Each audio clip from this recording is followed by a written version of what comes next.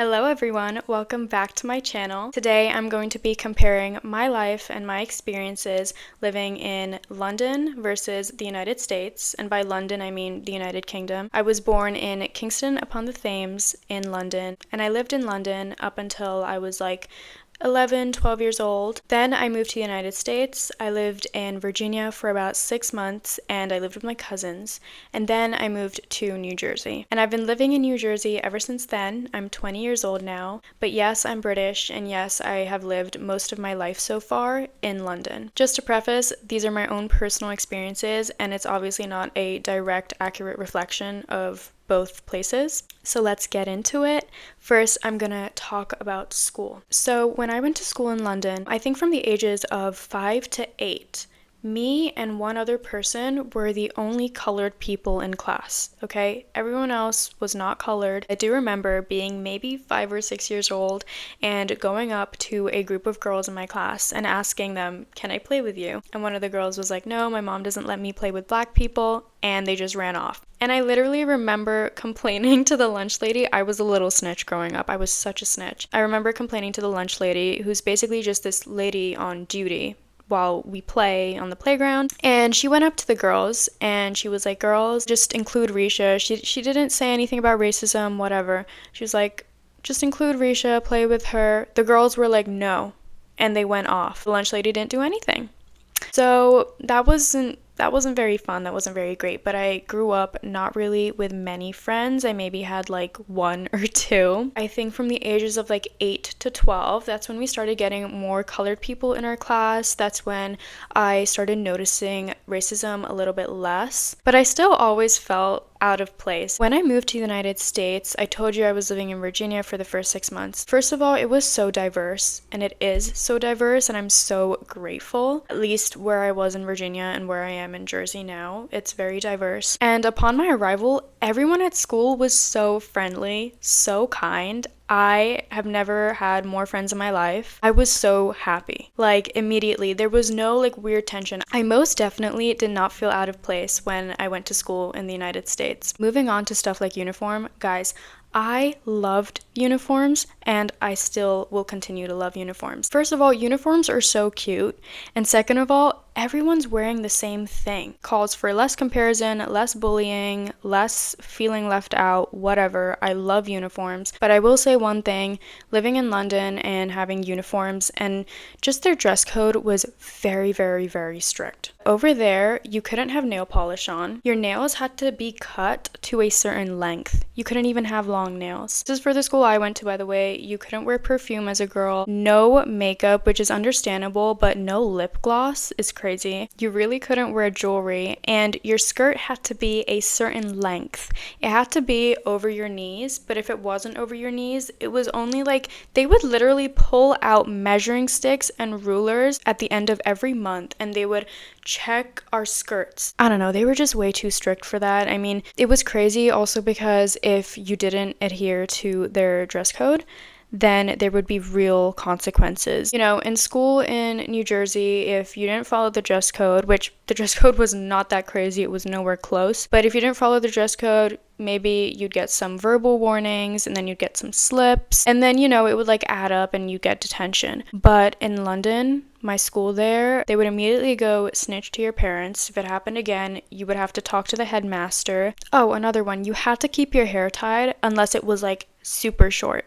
I think the dress code in London pissed me off because it was so confining to only women. I don't remember, oh my god, yeah, I do remember one part of the dress code for the guys, and it was that they couldn't have their collars up. But guess what? A lot of them did have their collars up growing up, as far as I remember, and they didn't get snitched on.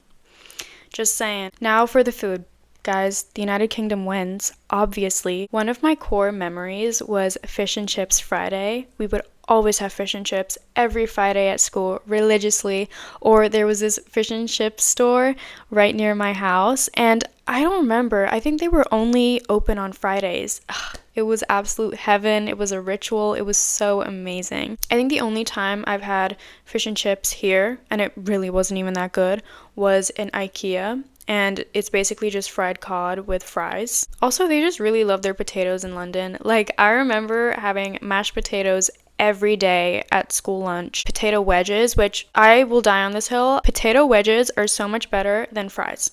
So much better. And then when it comes to snacks, I obviously think that British snacks are better. Okay, look, there's Cadbury chocolate, there's Hershey's chocolate. Hershey's, American, Cadbury, British. Whichever one you have grown up on, you are gonna love, and you're gonna hate the other one. That's what I've seen with most people. That's what I've experienced personally. I grew up on Cadbury, and when I came here and I tried Hershey's, Hershey's tasted like poo-poo. I don't love Hershey's chocolate. I mean, sure, I'll eat it, but Cadbury on top. Also, I hardly remember ever being in a car there. I think my dad would only drive us in the car if we were going somewhere super far away, which was rarely, like it was some weekends. Everyday lifestyle, guys. We used to walk to school, we used to take the bus to the mall, we used to take the bus to our friend's house. If you wanted to go to the city, there's a train station, there were trams. I loved that we were so physically active. Like, you would walk every single day without a doubt. Now, in the United States,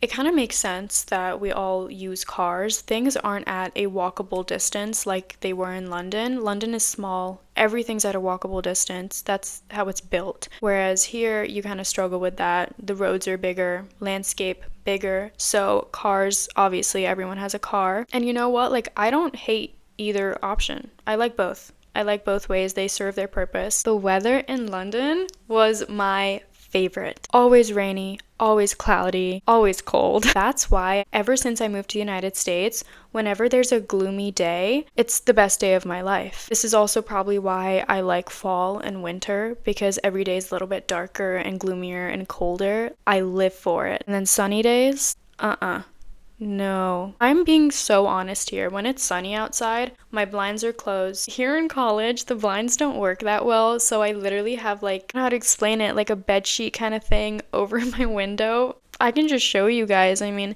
I'm not gonna move my camera, but look.